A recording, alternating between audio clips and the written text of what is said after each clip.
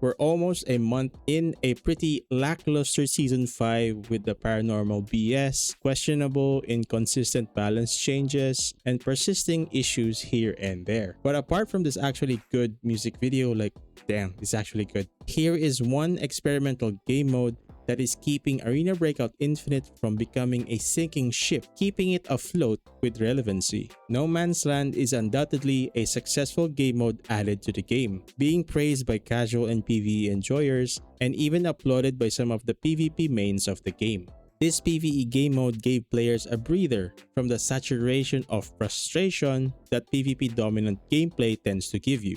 As I've covered in previous videos before, it's a game mode that gives you that chill extraction shooter experience in ABI setting. No enemy operators and all of the lockdown loot that you can enjoy, although currently with limited access, it's still appreciated and valued nonetheless.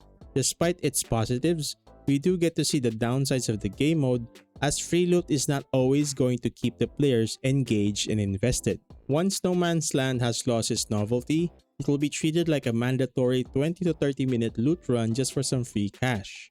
It becomes a chore that you hesitate to do because of the time you will be spending there and could be better off used in tactical ops raids. Right now at its first version, the game mode is good but feels very empty. And that emptiness feels intentional, as the devs may not have wanted to put all of their eggs in one basket. Although it's understandable and also creates a sense of worry for these developers, as they kind of hinder any creative space or growth for this mode to avoid it outshining what the Arena Breakout franchise is known for. As conservative, more fun studios may be on this current game mode, videos like these are the best for us to share our ideas and opinions to make them better. Today, we'll talk about 10 good ideas to make No Man's Land even better than it is today.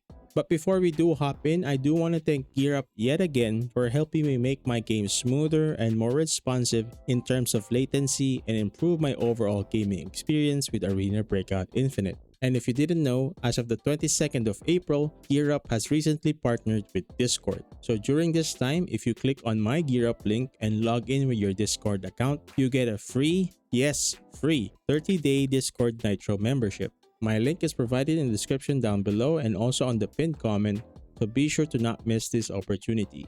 Big thank you again to GearUp, and let's get back to the video. First idea is more ways to earn access tickets.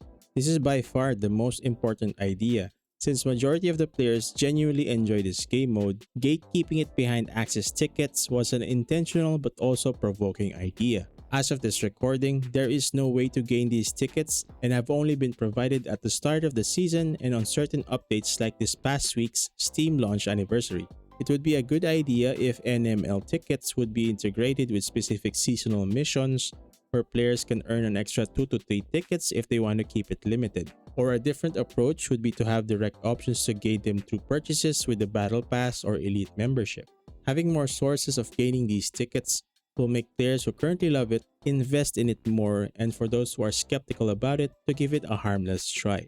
Second idea would be increased or guaranteed boss spawns. When I first played No Man's Land, I always assumed this would be a perfect setup for bosses and their squads to be more involved. But having used up almost all of my tickets and also reading through some Reddit posts, there were 0 bosses encounters present in No Man's Land. To me, it was a missed opportunity to not have the bosses spawn in more in this game mode, or at least have them spawn in guaranteed.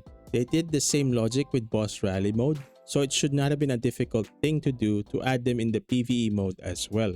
The presence of bosses puts players on their toes to take the jokingly laughable AI we usually fight more seriously, and once defeating them also grants players the boss tokens and their loot for more loot value in your raid. Idea number 3 is stronger AI or dynamic difficulty. And as I've mentioned already, the AI in Arena Breakout Infinite have never been a threat on any level. They have only been more like elements of disruption, distraction, and annoyance during your raids. I once remember from the old days of Lost Light, they introduced the Link Squad. These are highly geared militants that can potentially dismantle you if you're caught lacking with them. They served as the ultimate protection for hot zones or even additional protection for some of the bosses in the game. They were very formidable as they carried high tier weapons and bullets. decent gear, and a high reaction time when fighting them.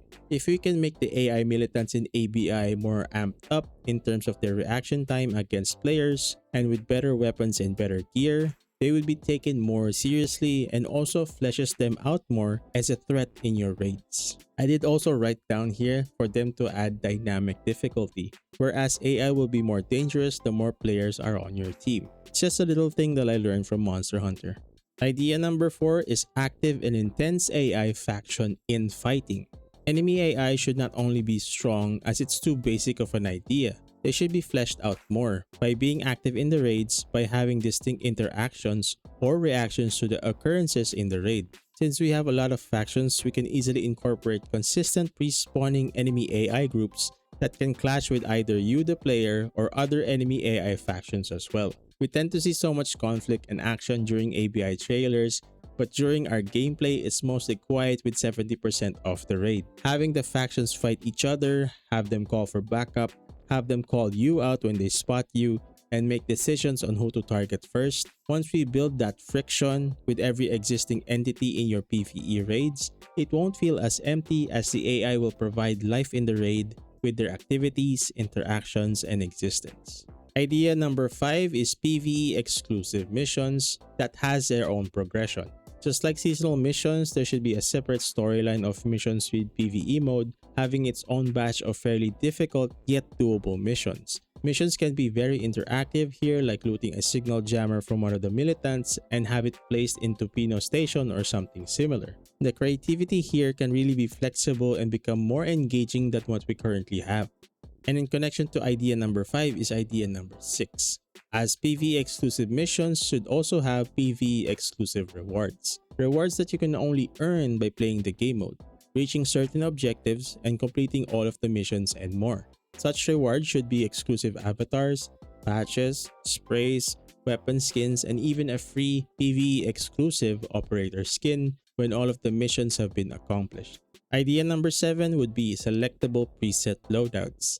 At the beginning, when I first played No Man's Land on Valley, they gave us a budget scar and some decent armor in every raid we did. We assumed that this may be random at first, and eventually learning that it's a fixed loadout and maybe only fixed for this Valley map. But no, we were actually stuck with this loadout with every No Man's Land map without any other options for loadout selections. I did do some work around here and there where you can bring in a bigger magazine and some attachments to make that basic scar they give a better performance. What they could do is provide us 3 selections similar as to how they present quick kits, and we can reroll kits or loadouts to whichever we like. This way, the gunplay you get is not too stagnant and boring, having to use the same gun over and over again plus bringing home a helmet and armor kit that's basically useless right after. More variety in engagement, gunplay, and overall experience in the raid will encourage the player to become more active and not feel like the PvE mode is a chore to do. Idea number 8 is dynamic in-raid events. I asked questions to both casual and veterans of ABI through my community, and they all have a unanimous opinion on No Man's Land. That although the free loot is definitely a win, it's just too boring. It really shows how much of a void is made when PvP is removed from ABI, being that PvP is their only selling point in playing the game. It also shows how much the game lacks when PvP is removed and when a PvE experience is being presented. For PvE extraction games, the absence of PvP gives every other element to shine, and an environment that lives on its own should do the heavy lifting. My idea here is to have in-raid occurrences or in-raid events where the player can choose to participate to earn extra rewards. Examples would be a specific faction enlisting you to help them defend a certain POI, and you get paid in multiples of how many faction members survive. Another example would be a timed hostage rescue where an enemy boss NPC has another NPC held captive and you must rescue them before the set time expires. There are so much ideas that can come to mind and can be easily implemented to make gameplay less linear and more dynamic with each raid you take. Idea number 9 is dynamic weather. This one should be a no-brainer and has already been applied on multiple occasions where we had a heavy storm warning mode in farm, where the effects of the weather greatly reduces vision, the benefit of sound cues, and also lesser extraction points for you to take. They can easily apply the same logic with certain weather types like heavy storm, heavy fog, a radiation polluted area, and more. This presents the environment to become a threat as well, in addition to the current stronger NPCs we applied earlier. This is a small change, but in a way it greatly contributes to the immersion and engagement in the gameplay experience. Idea number 10 is more difficult urgent missions with guaranteed rewards. This would be the same feature we have with urgent missions, but much harder. Have these urgent missions have more risk involved, as you are tasked to face more enemy AI, traverse through different POIs of the map, and a less linear mission objective if possible. But I do understand that we're presenting more conflict, right? What should you get? For me, it should be a guaranteed gold to red rarity items that make the missions worth it. The reward probabilities can also scale with the difficulty of the missions. Whereas these harder missions can potentially lead you to fail your extract, but if you do survive, it can also yield you the best high value items you can get. As I recall, one of the missions in Airport has a similar function and is one of the more interesting missions we currently have in the game.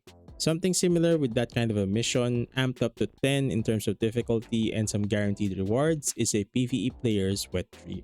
So those were 10 good ideas I could think of to make PvE or No Man's Land a better game mode for Arena Breakout Infinite. But hey, I'd rather know more of your ideas instead. What ideas did I make were good or bad? What ideas do you have to add in this game mode? Let me know in the comment section down below. Also, don't forget to grab that free 30-day Discord Nitro through my Gear Up link. If you liked the video, please drop a like, subscribe if you're new. Thank you so much for your time, and I hope to see you guys in the next one.